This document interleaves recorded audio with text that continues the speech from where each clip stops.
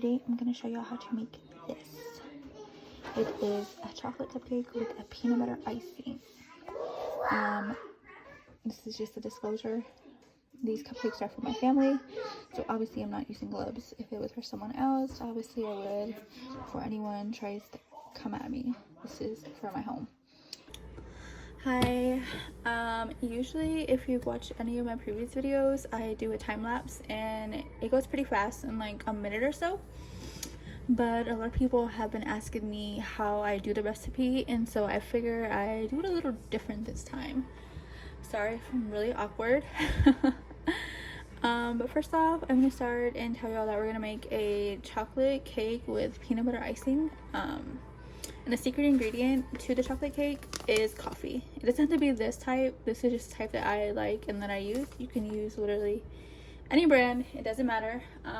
For me, I like to make the coffee like 30 minutes, not even 30 minutes in advance, just enough to get it cooled down. You can use it from the morning and just put it in your fridge to hold, but me personally, I feel the fresher the better. I'm not sure if it's actually true.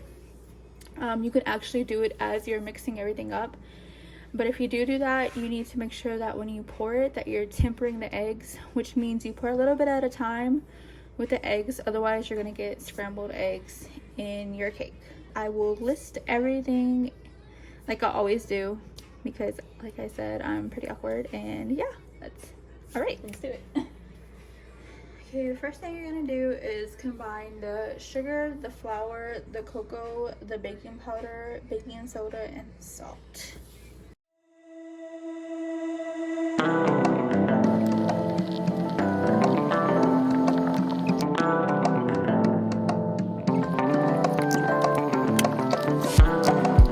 I spilled a little there.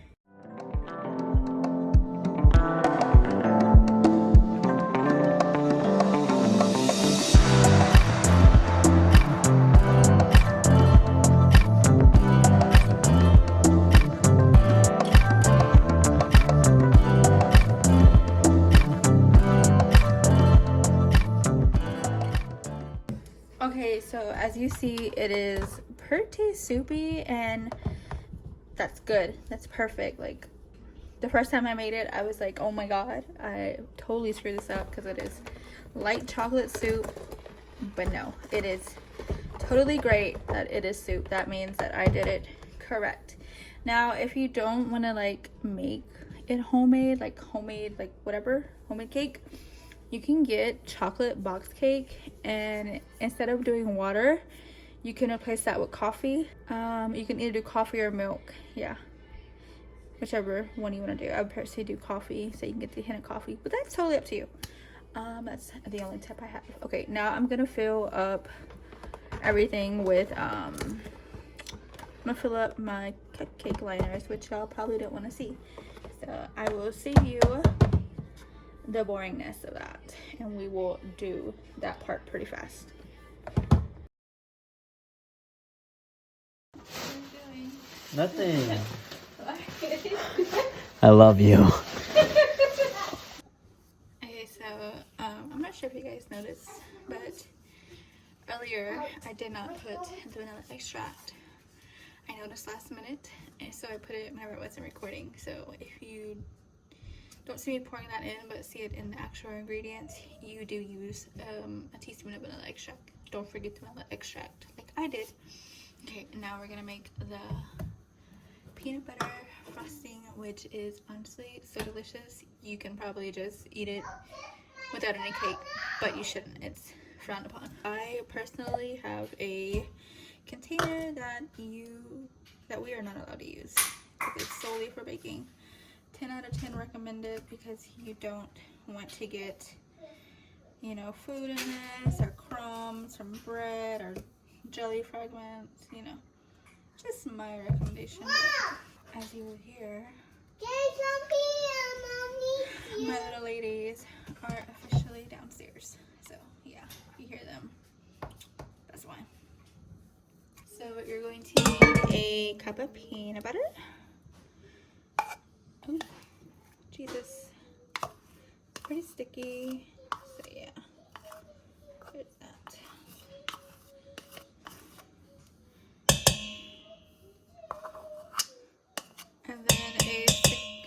butter.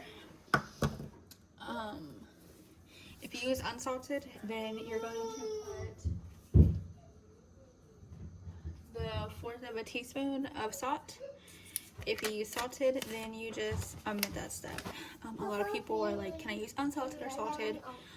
If you use salted butter, then obviously you omit the salt part in your recipe. If you use unsalted, then you use the salt part in your recipe. Okay, anyways, so you're gonna use a whole stick of butter. Seems like a lot, I know, but it's not. Make sure it's room temperature, otherwise it is not going to want to blend. This is not done yet. Then you're gonna do your powdered sugar.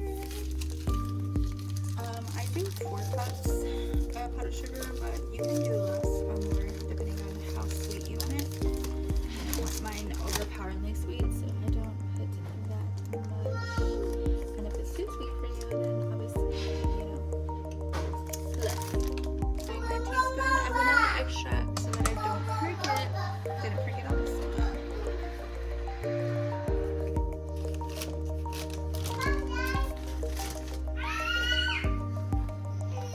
Make sure you do a cup at a time.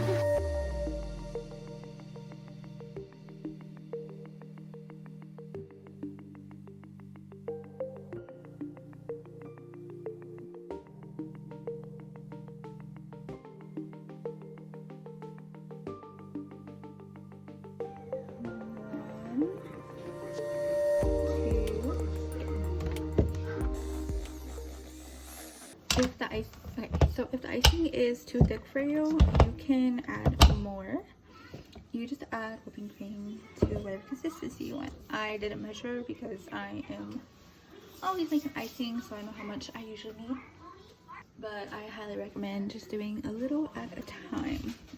If you make it too thin, you can always add more powdered sugar to thicken it up. Debating if I want to go just a smidge there. No, we're just gonna leave it at that. Okay, so I used tip number 18. I don't remember what it's called.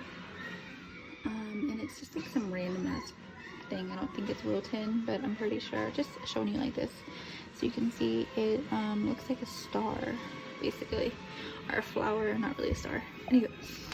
Anyways, whenever I was filling it up, I know I filled my cupcakes up way too much, and that's because we liked the oversized ones. Obviously, if you don't fill it up how you normally would.